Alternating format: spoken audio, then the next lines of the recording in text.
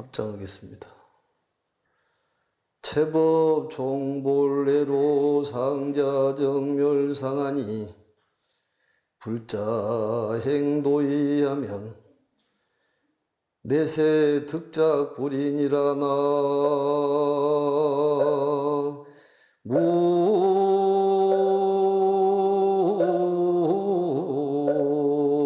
무아미 답을.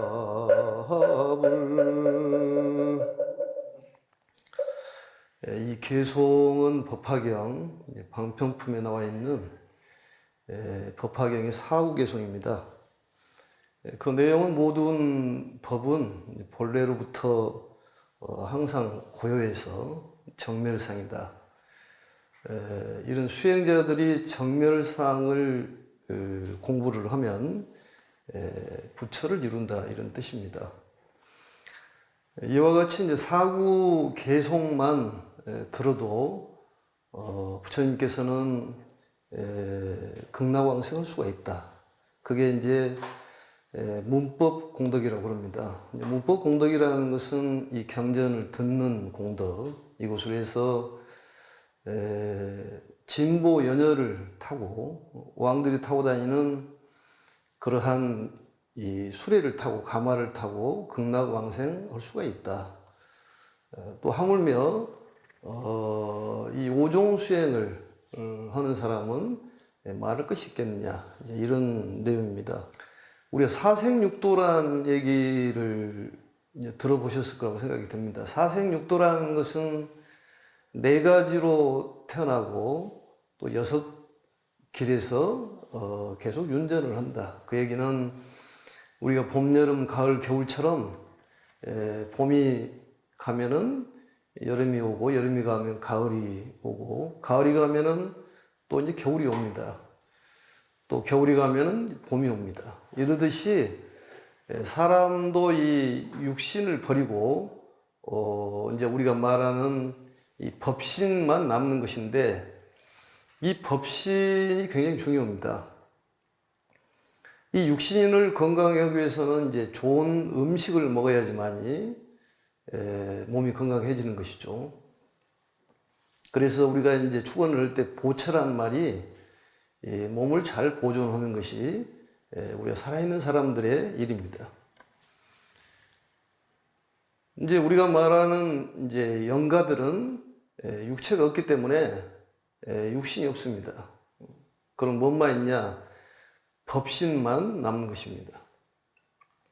진리만 남고 보이지 않는 몸이 바로 법신인데, 법신을 성장시키기 위해서는 법식을 해야 된다, 그런 얘기죠. 이 법식이라는 것은 부처님의 가르침을 자꾸 듣고 또 새기고 믿음을 가지고 연가를 하더라도 공부를 함으로써 극락왕생하고 또 내지는 이 불국정토에 태어나서 삶을 살아갈 수가 있는 것입니다. 그래서 이 법식이라는 것이 굉장히 중요하다. 그래서 네 가지로 태어나는 것 중에서 우리가 이제 태로 태어나는 것을 태생이라고 합니다. 우리가 너무 잘 알죠. 우리는 이제 태생으로 태어났으니까. 그리고 새라든지 또 그 외 축생들은 알로 태어나지 않습니까? 그리고 이제 습기로 태어나는 것이 있고, 이런 세 가지는 부모가 있어야지만 태어나는 거예요. 부모가 없이 태어나는 그러한 중생은 화생이라고 합니다. 이게 극락을 간다든지 지옥을 가는 것은 부모가 없이 가는 거예요. 그런데 이 화생이 이제 중요한 것이, 이 어떤 마음을 먹냐에 따라서 금세 지옥으로 갔다가 극락을 왔다 갔다 할 수 있다, 그런 얘기입니다. 그런데 그 지옥 같은 마음을 먹다가 그 마음을 한번 바꾸면은 극락이 된다, 그런 얘기죠. 그냥 되는 것이 아니라 법식을 해야 되는 거예요.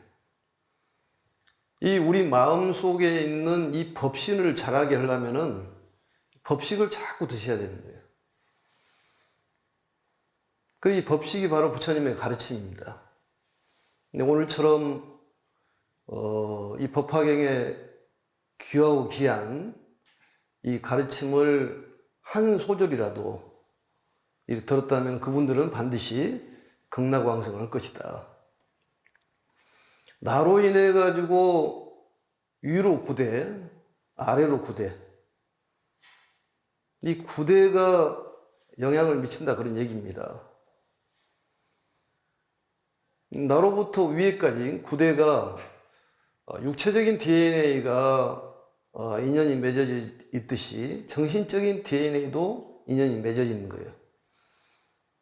정신적인 그 부분이 바로 법신을 잘하게 해야 되고, 우리 번뇌망상이라는 것은 육체가 이렇게 성가시고 힘드는 것보다는 마음이 성가시고 힘드는 것을 번뇌라고 얘기를 합니다. 육체적인 그런 힘드는 것은 그렇게 오래 가지는 않아요. 그게.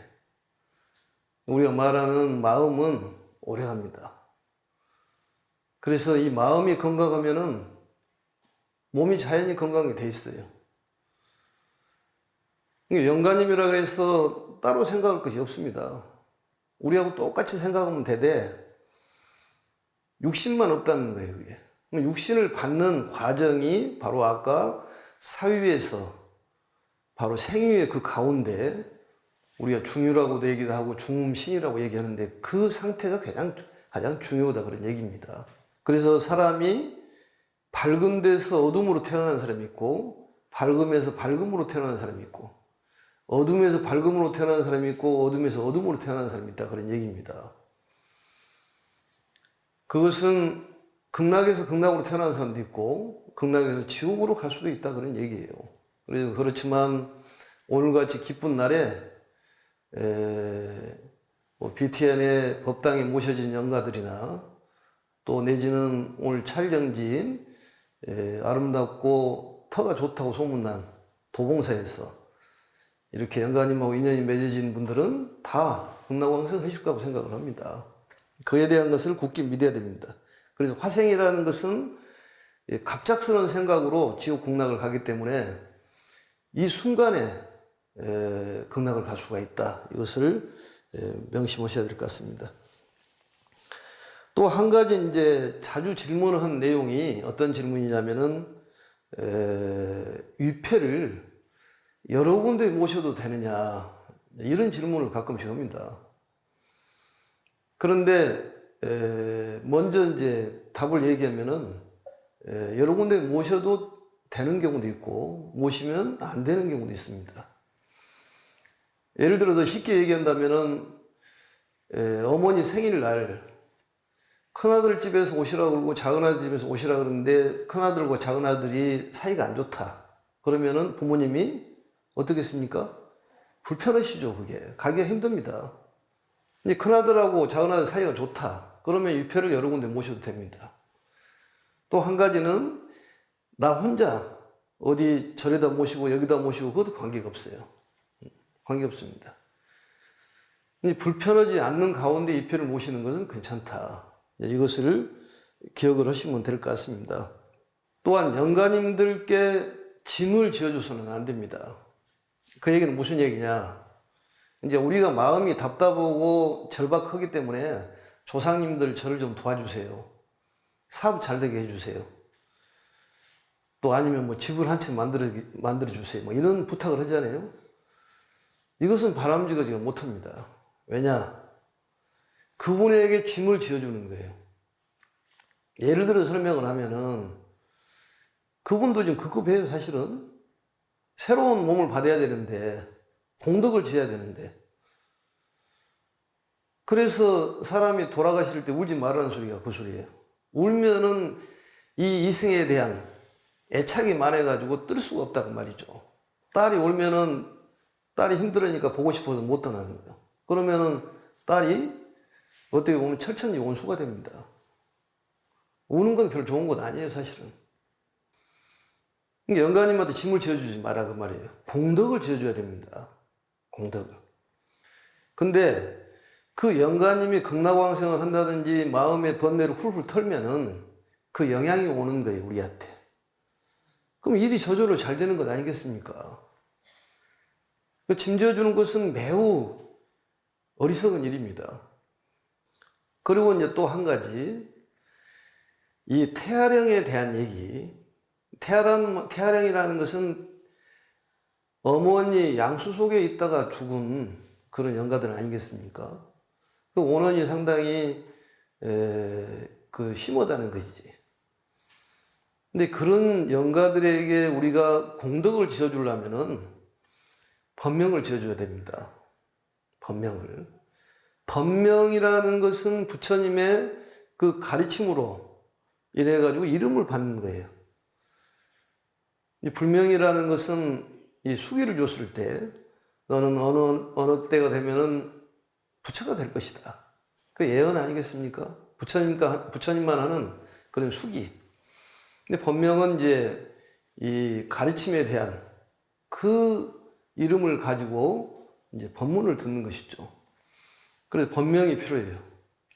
누구 아무개 태아령가 이런 것보다는 누구 아무개 뭐 법이라든지 아니면은 도라든지 이름을 지어주면은 그리 기쁘다는 것이지.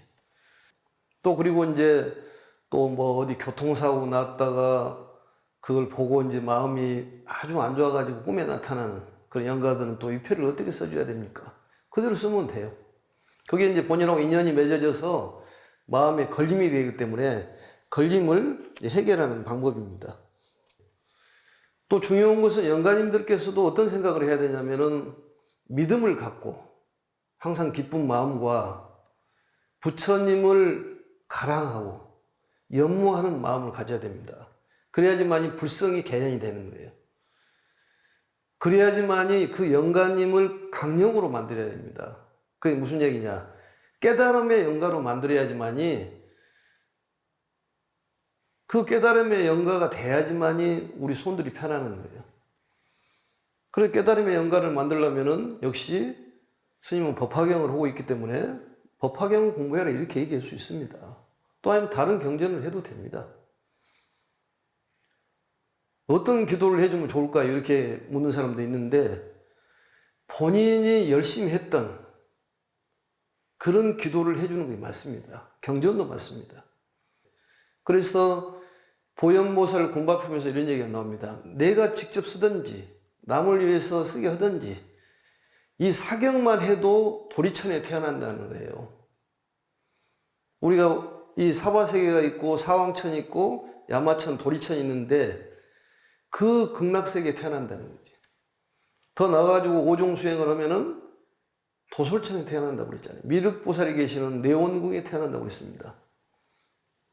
그래서 그러한 거 잊지 말고 죽은 사람이라고 생각하지 말고 산 사람처럼 생각을 해서 그 사람이 손발이 없고 또 물질이 없기 때문에 공덕을 못 짓습니다.